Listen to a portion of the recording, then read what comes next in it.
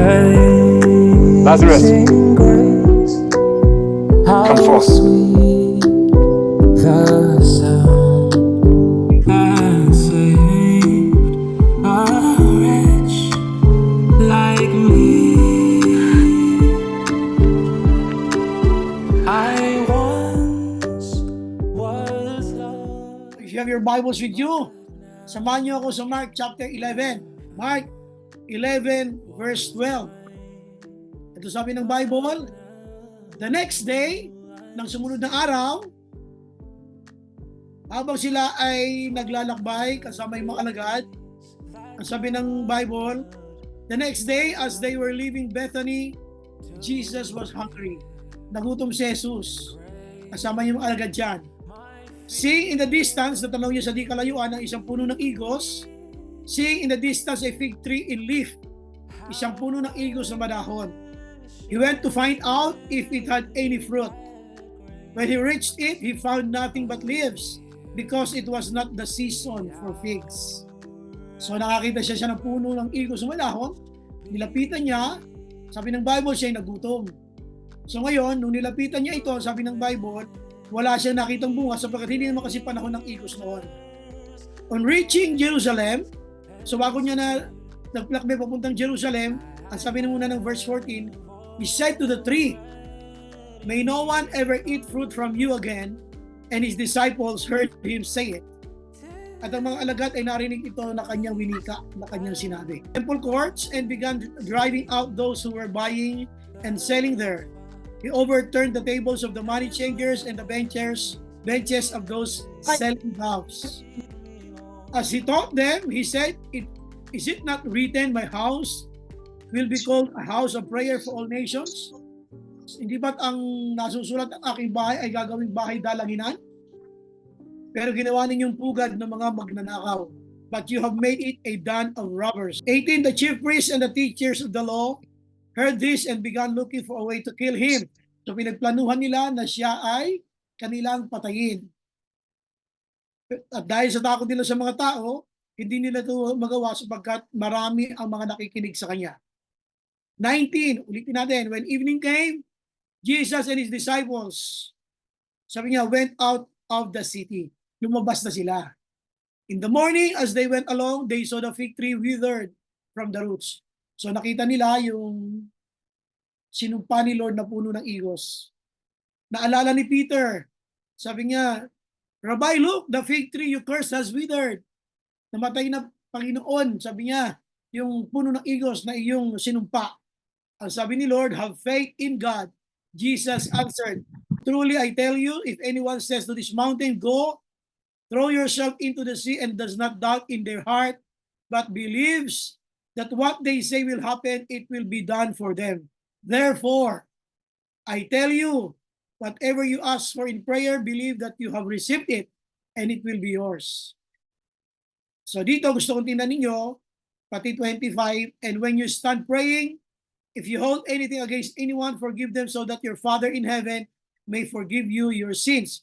Ngayon, ang verse dito na palasak ay yung verse 24 na, therefore I tell you whatever you ask for in prayer, believe that you have received it and it will be yours. Ang kinin nyo, anong manghingi sa panalangin, at ito ay mapapasa inyo. Alam nyo, kung ito ay nararanasan ng lahat ng Kristiyano, di sana ay wala na tayong mga naiinip pa sa kanyang kasagutan. Sapagkat tayo ay nagkiklaim ng kanyang mga pangako. Alam nyo, pag magiging honest ka lang sa sarili mo, hindi lahat ng klinay mo kay Lord naranasan mo. Hindi lahat ng inangkin mo sa panalangin ay naranasan mo yung katugunan niya at yung kanyang pagpapakita sa iyo ng kanyang pagsagot ng iyong panalangin. So dito, gusto ko lang isipin ninyo na pagka ba talaga inangkin ko ang isang panalangin ko sa Panginoon, I claim it, will I really receive it? Talaga bang mararanasan ko yun? Yung bang pag-claim ko siya, kasi sabi niya, believe it, sampalatayanan mo yan, at mangyayari nga. Really? Talaga bang nangyayari yun? Eh di sana, linggo-linggo, hindi na naghahanap si Ate Cecil ng tatanungin sa magpapatotoo. Dahil lahat tayo ay may kanya-kanya ng mga prayer request na gusto naman nating i-share. So kaya ngayon sinasabi, ay upang maintindihan ninyo na When is your prayer becomes your power? Yun ang pag-uusapan natin ngayong gabi. When is your prayer becomes your power? Kailan ang iyong pananalangin ay siyang nagsisilbing iyong kapangyarihan? Kasi sabi nga nila, a prayerless Christian is a powerless Christian. And a prayerful Christian is a powerful Christian. Ang isang Kristiyanong hindi nananalangin ay isang mahinang Kristiyano. Pero ang isang Kristiyano mapanalanginin ay isang Kristiyano na makapangyarihan. Ibig sabihin, hindi ka agad na igugupo ng mabibigat na mga pagsubok. Hindi ka agad na ilalampaso ng mga matitinding mga pagsubok sa buhay. Hindi ka agad bumibigay sa mga tukso ng buhay. So dito, pag-usapan natin, is your prayer really becomes your power?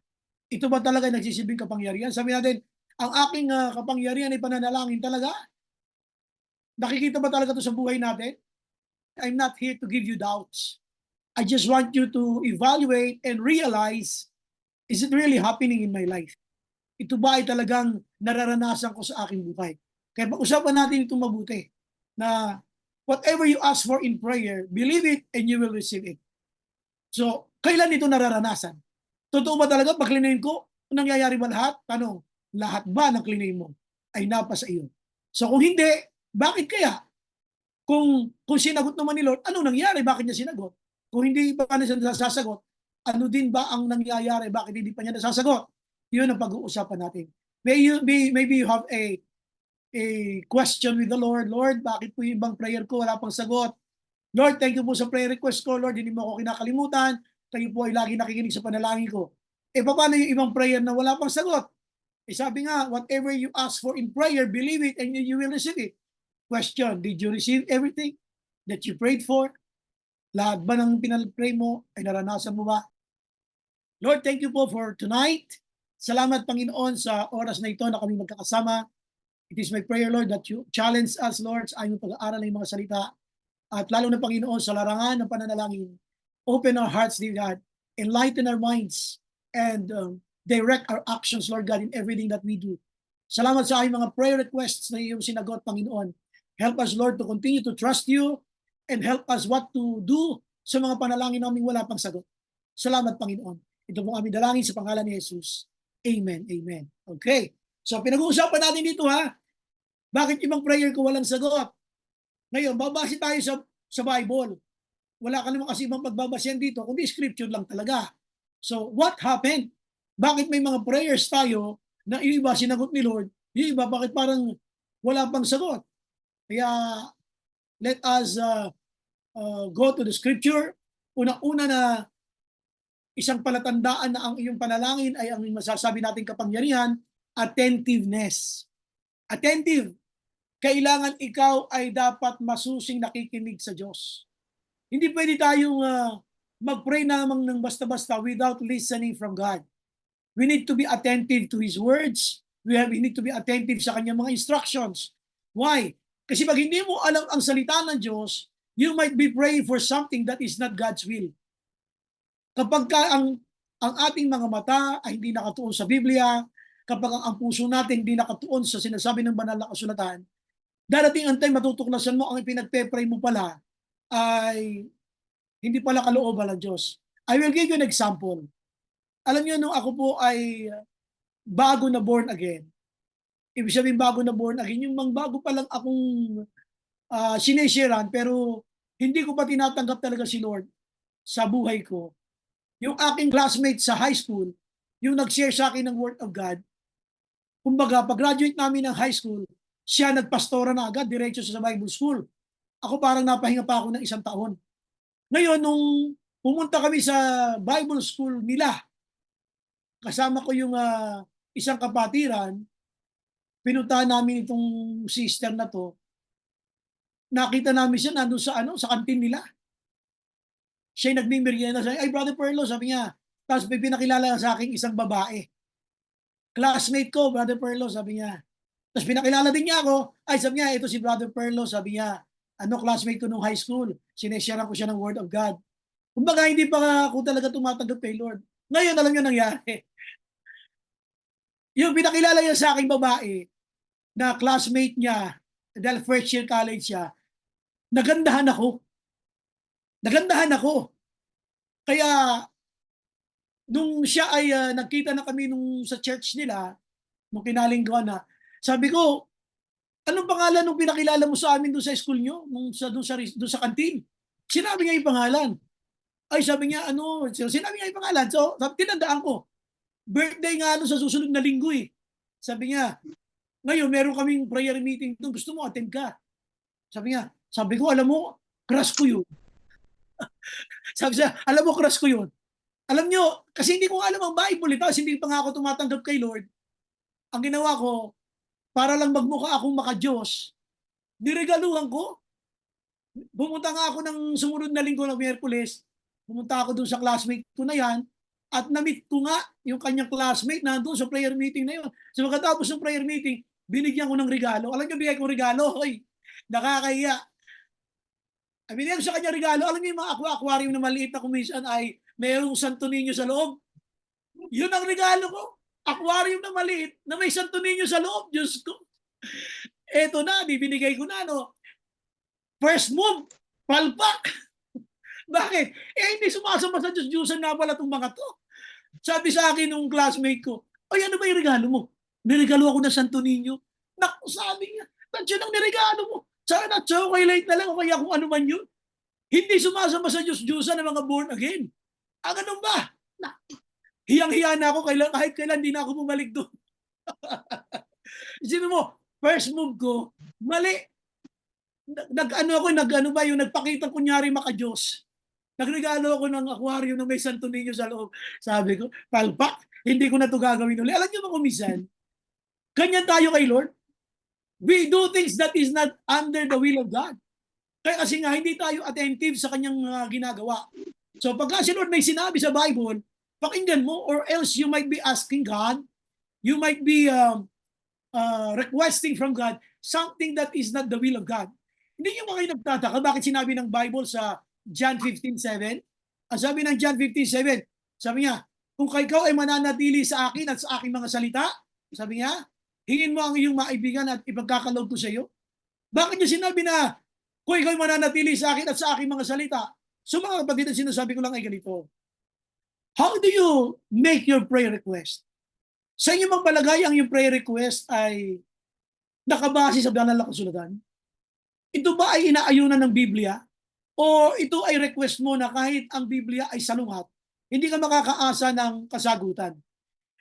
Pag sinabi nating attentiveness, yung masusing pagmamasid mo, pagmamatsyag mo sa mga pagkilos ng Diyos. Tingnan niyo ito. Di ba sabi ng Bible, sila ay naglalakad at si Jesus ay nagutom. At habang sila ay naglalakbay, sa di kalayuan ay nakita niya ang isang puno ng igos. At sabi ng Bible, hinanapan niya ito ng bunga dahil ito'y madahon, pero wala siyang nakuhang igos, bunga nito, sapagkat hindi naman panahon ng igos. Hindi na makakain pa kailanman ang iyong bunga.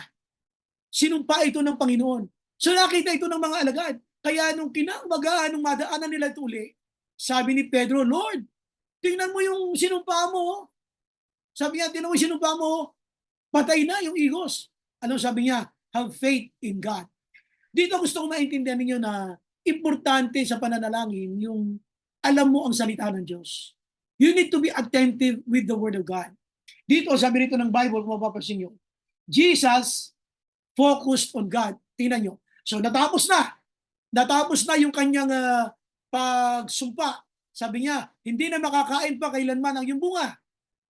So ano nangyari? Kinabukasan, nakita ni Pedro, pagdaan nila uli, Lord, tingnan mo, yung puno ng igos, ayun o, patay na. Ano ang sabi ni Lord? Have faith in me? No. Tinuro niya, have faith in God. Dito isang napakagandang napakagandang magpapaalala sa atin na any event in life, any successful event in life, dapat alam mong ituro si Lord na siyang dahilan kung bakit may mga ganyang bagay na nangyayari sa iyo. Ang sabi ni Jesus, pwede naman niya angkinin yung papuri sapagkat siya naman ay anak ng Diyos eh. Pero ang sabi niya kay Pedro, have faith in God. Kumusta ka? Ikaw ba may layunin kang ituro sa kanino man na magtatanong sa iyo bakit may answered prayer ka? Sasabihin mo rin bang Have faith in God? Manampalataya ka rin sa Diyos o humanga ka sa akin kasi ako ay magaling, kaya ako ay may answered prayer. Dito sabi ni Lord, pagkatapos na ipaalala ni Pedro, Lord, tingnan mo yung puno ng igos na sinumpa mo. Lord, patay na. Grabe ka, Lord. Ano sabi niya? Magaling ako eh. Di ba? Hindi, sabi niya, have faith in God. Make God your focus in prayer. Gawin yung bida si Lord sa bawat pananalangin. Gawin natin bida si Lord sa ating mga buhay. Lalong-lalo na pag may mga wonderful events, mga successful achievements tayo na nakita natin eh. Sabi mo, Lord, grabe yung puno ng igos, oh. Patay na. Sabi ay tinuro niya, have faith in God. Pwede niya na angkinin naman na yun eh, dahil nga anak nga siya ng Diyos, pero tinuro niya ang mga alagad niya sa Diyos. Kaya dito, pag nakita ni Lord na ikaw ay magbibigay ng parangal sa Diyos, sa gagawin niya sa iyo, pagka ikaw ay sinagot niya yung prayer mo na magiging answered prayer, sasagutin ni Lord yan. Your prayer now becomes your power because God will back you up. Once God is backing you up, you are not on the losing side. You are always on the winning side. And therefore, if you are going to give God the glory, focusing on God, on what you have achieved, God will give you the desire of your heart. Ibibigay ni Lord yung laman ng ating mga puso. Kaya sabi niya, Lord, tingnan mo, very attentive si Pedro. Alam niya, ay si Lord ang may gawa niya. Narinig ko yan kagabi. Sinumpa niya yan eh. O ngayon, ito na resulta. Patay na nga. Ay grabe si Lord. Lord, sabi niya, tingnan mo yung puno ng igos. Ang sabi ni Lord, have faith in God. Sumampalataya ka sa Diyos. Alam niyo, prayer becomes your power when you focus on God.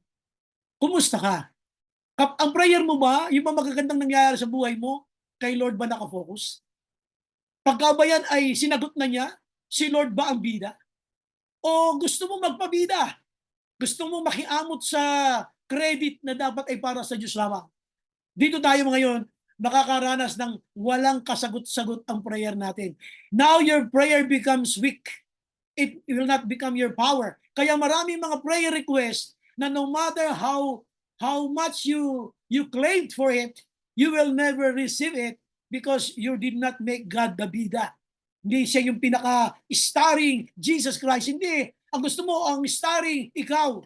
Hindi obra. Pinakita ni Lord ay siya na yun si Jesus na yun itinuro pa niya ang Ama.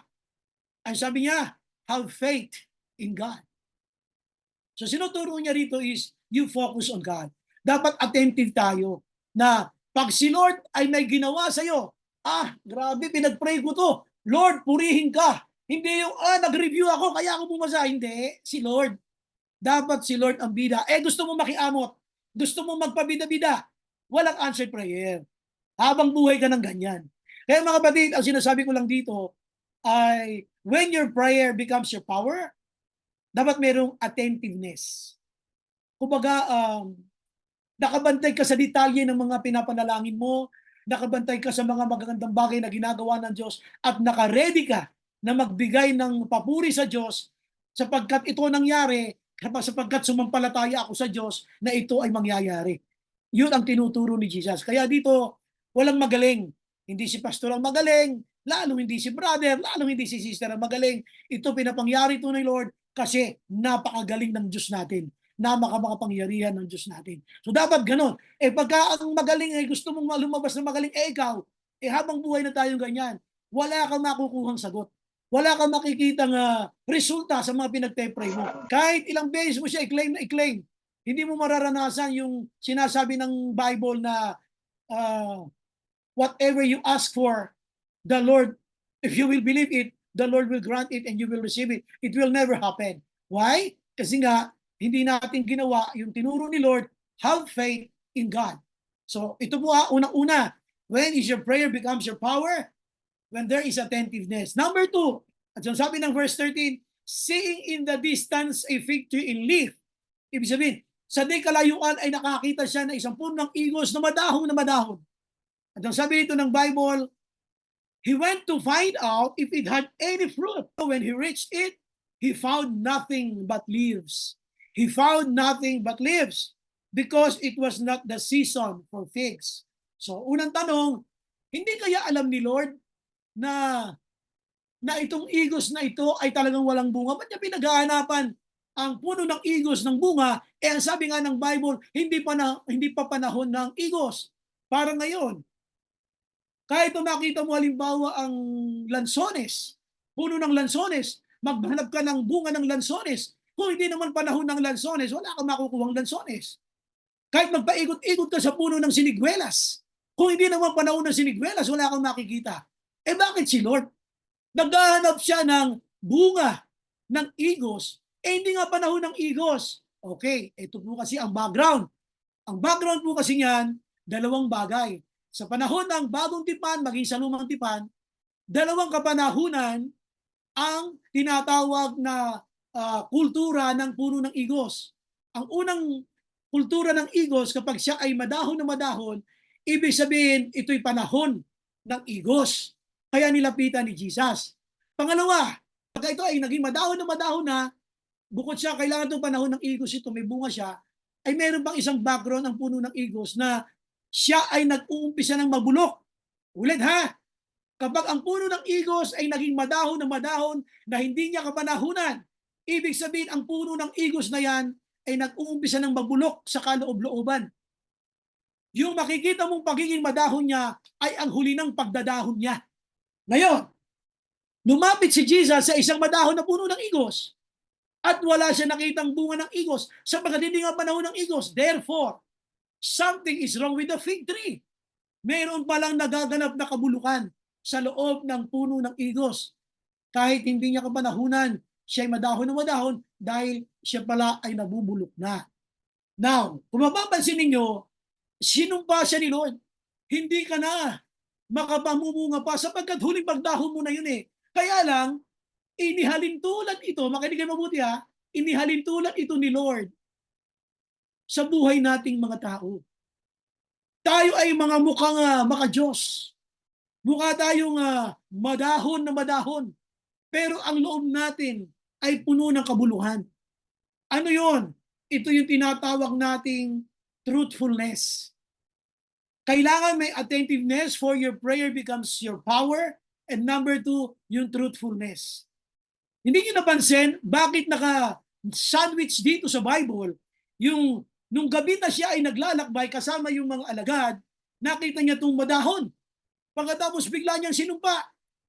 Wala na makakakain pa ng yung bunga. Tapos saan siya nagtuloy? Sa templo.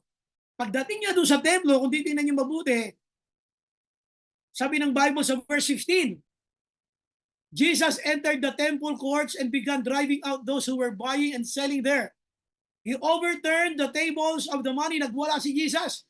Pinagtataob niya yung mga lamesa ng mga money changers at saka ng mga namimili. At hindi niya pinayagang maglamas-masok doon ang mga nagbebenta na kung ano-ano. At ano ang sabi niya?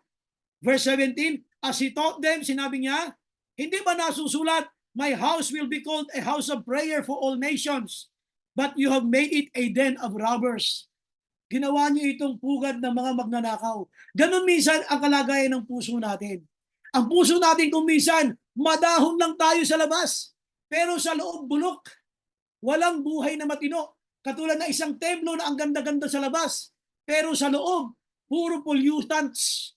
Kaya sabi ni Lord, ginawa niyong pugad ng mga magnanakaw ang aking templo. Hindi ba't nasusulat na ang aking templo ay tatawaging bahay panalanginan? Subalit ginawa ninyong den of robbers, pugad ng mga magnanakaw. This is a picture of a Christian na madahon. Sometimes pag tayo nananalangin, ang dami nating mabubulaklak na mga salitang ginagamit sa pananalangin.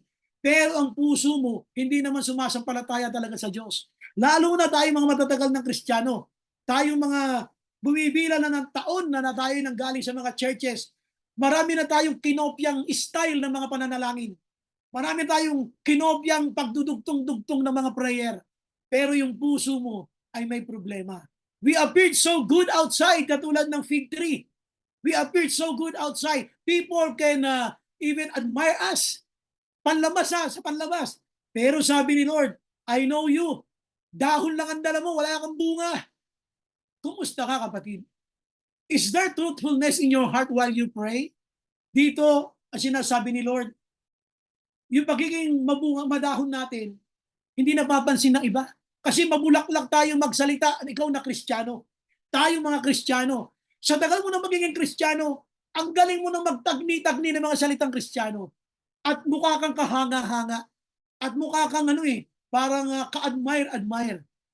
Pero alam nyo, sabi ni Lord, madahong ka lang.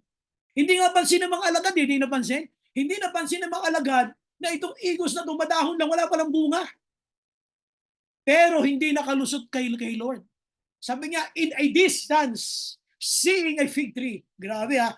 Sa distansya, sa isang distansya, kita ni Lord, isang tingin pa lang ni Lord, dahon lang ang dala nito. Kumusta ka, kapatid? Baka ang dala mo lang kay Lord, pag nagpe-pray kay, puro dahon lang. Wala yung katotohanan na kalalagayan ng puso natin. Bisan ang galing nating magtagni ng mga words in prayers. Ang dami nating adjectives, ang dami nating attribute kay Lord na binabanggit mo when you pray. How is your heart? Hindi nakukuha si Lord ng pag-ganun-ganon. You need to be truthful in prayer. Katulad ng pagsita niya doon sa templo. Sabi niya, di ba dapat supposed to be, this should be a temple of prayer. Pero ano ginawa yung pugad ng mga magnanakaw? Kumusta ang puso mo when you pray? Marami rin ba diyang basura? Marami rin ba diyang pollutants? Alam mo, hindi mo maikakaila yun. Kasi alam ni Lord kung ano kalagayan mo. Katulad ng isang fig tree, puno ng igos na madahon.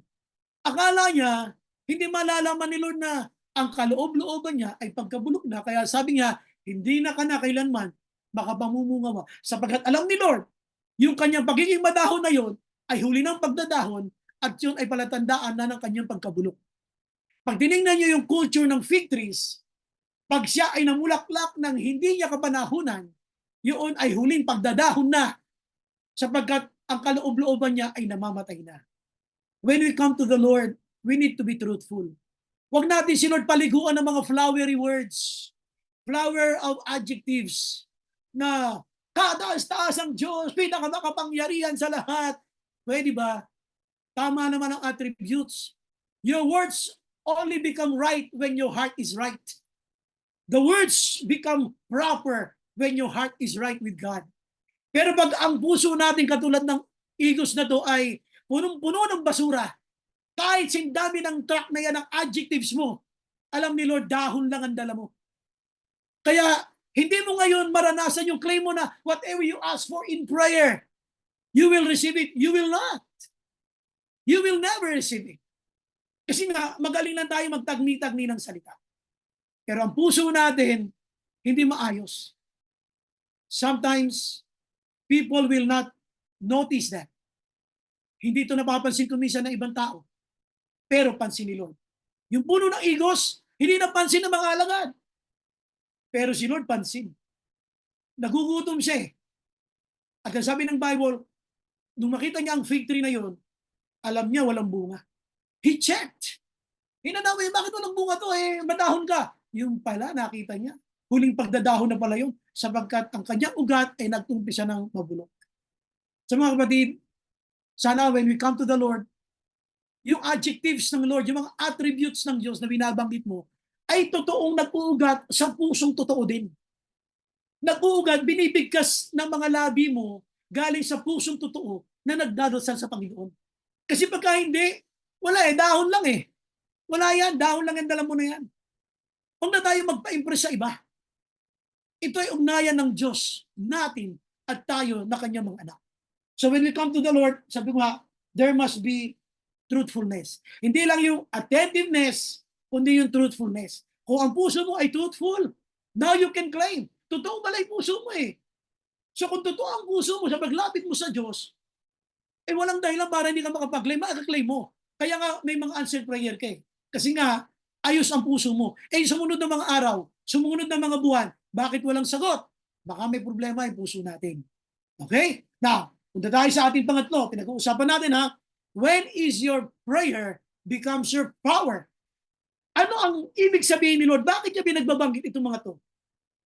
Bakit niya pinabayaang mangyari ang pagkakasumpa sa puno ng igos at pagkatapos pumasok siya sa templo, yung purpose ng templo ay hindi na i-serve, naging den of robbers instead ng na gagawin itong bahay panalanginan. Katulad mo, dapat ang puso mo mga bagay na banal. Labas-pasok dyan, ang mga nagbebenta ng mga doves, kumbaga yung mga pollutants, labas-masok dyan. Kaya in-stop ni Lord, no, this will not continue. Ganun ang ganun ang isang Kristiyanong madahon na Diyos lang ang nakakalam ng tunay na kalalagayan ng puso mo. Ngayon ang pangatlo, doon niya isinunod. Kumbaga meron pala siyang dahilan. May analogy doon sa templo na yan at saka doon sa fig tree. Ngayon pagdating mo sa 24, therefore I tell you, whatever you ask for in prayer, believe that you have received it and it will be yours. Ito kasi sabi ko hindi ito nangyayari sa iba. For a certain time, it might happen, but it will not happen to you always. Kasi nga wala yung attentiveness at saka yung truthfulness. Ngayon, if your heart is really truthful, then magagawa mo yung 25 na requirement para ikaw ay matuto ngayon makapag-claim talaga ng may katotohanan sa buhay mo, sa iyong pananalangin. Ano sabi ng 25? And when you stand praying, see, everything is connected sa prayer. Kaya ngayong Wednesday word dito sa ating prayer online, ay makita ninyo yung relevance, yung connection ng pinag-uusapan natin na attentiveness and truthfulness. Sabi ng 25, and when you stand praying, if you hold anything against anyone, forgive them so that your Father in heaven may forgive you your sins. Ano yung number 3? Forgiveness. Hindi lang yung attentiveness, hindi lang yung truthfulness, kundi yung forgiveness. Matuto tayong magpatawad. Pastor, hindi mo alam kung anong ginawa sa akin ng taong yun. Hanggang ngayon, hindi mo pa rin siya mapatawad. Why?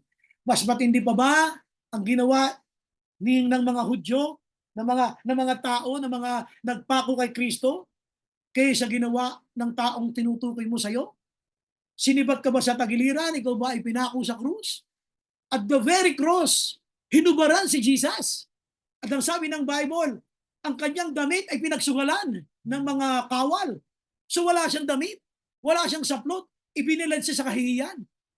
Tapos ngayon, aangal-angal ka, sasabihin mo, hindi mo kayang magpatawad? Wow! Mas matindi pa ba dinanas mo kaysa kay Jesus? Sabi rito ng Bible, Father, forgive them, for they do not know what they are doing. Natuto siyang magpatawad. In other words, forgiveness is a requirement. Forgiveness is a requirement. Kaya hindi ka mo pwede makapag-claim no sinasabi ng 24 na whatever you ask for in prayer, alam mo, ang ganda lang bigkasin Ang ganda lang i-quote. Ang ganda lang ulit-ulitin kasi ang sarap-sarap bigkasin ng bibig. Pero yung katotohanan nakapaloob doon, hindi ganun kadali. Kaya nga, hinihalimbawa ni Lord na ang isang taong may unforgiving heart, katulad ito ng mayroong nakadagang bundok sa kanyang puso na imposible na mawala. Can you remove a mountain? You cannot.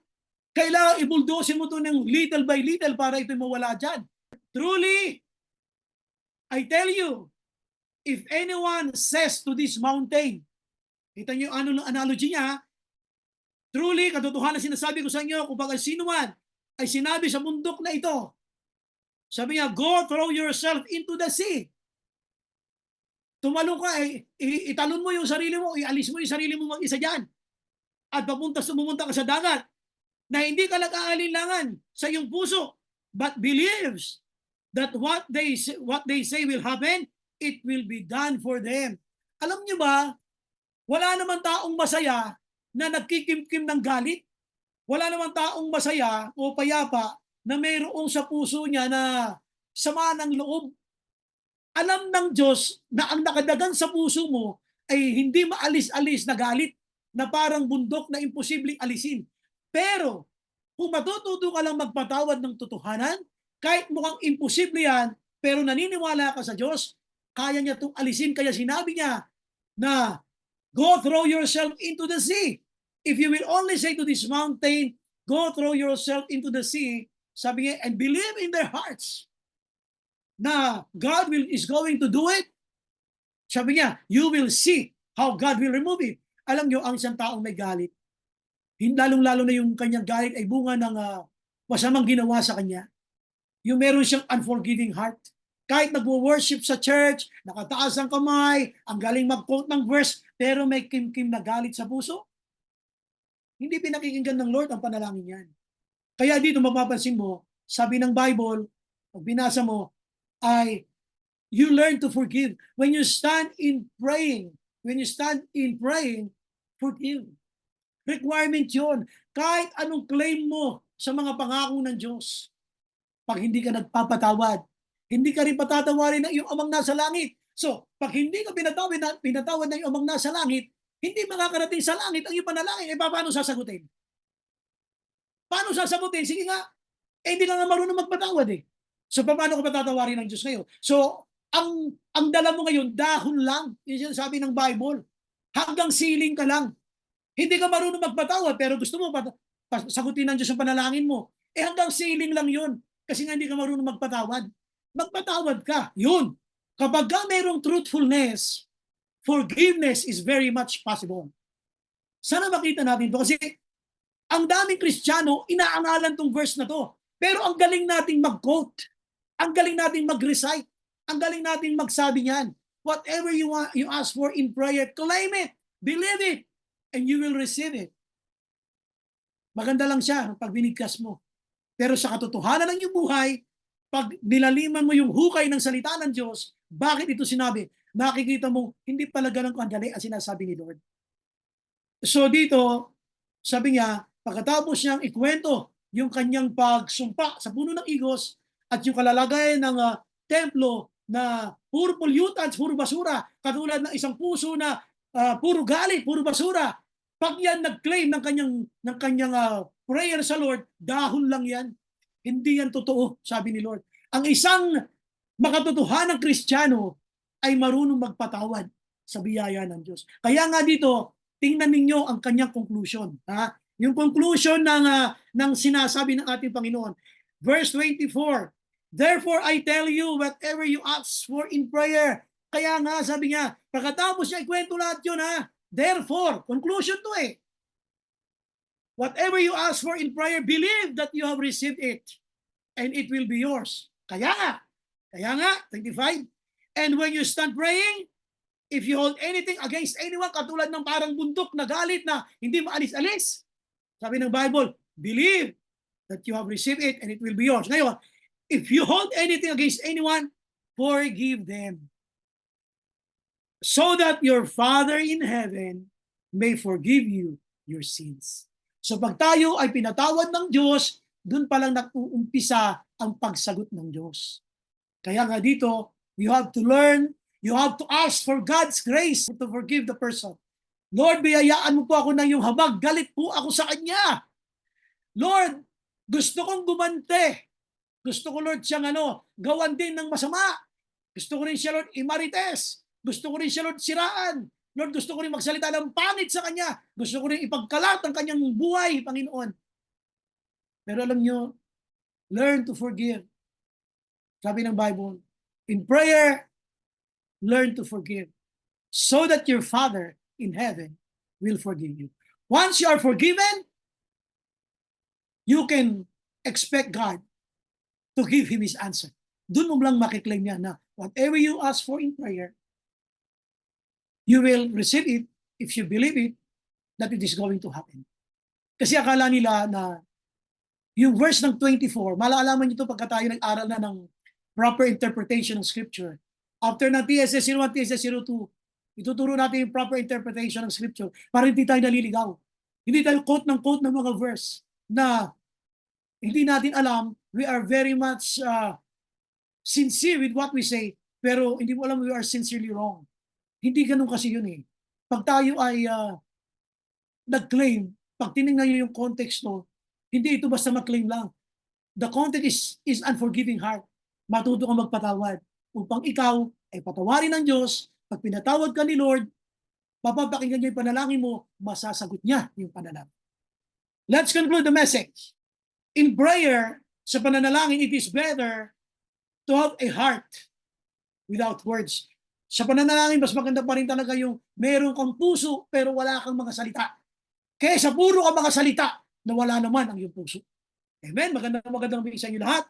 Welcome sa ating Wednesday. Amazing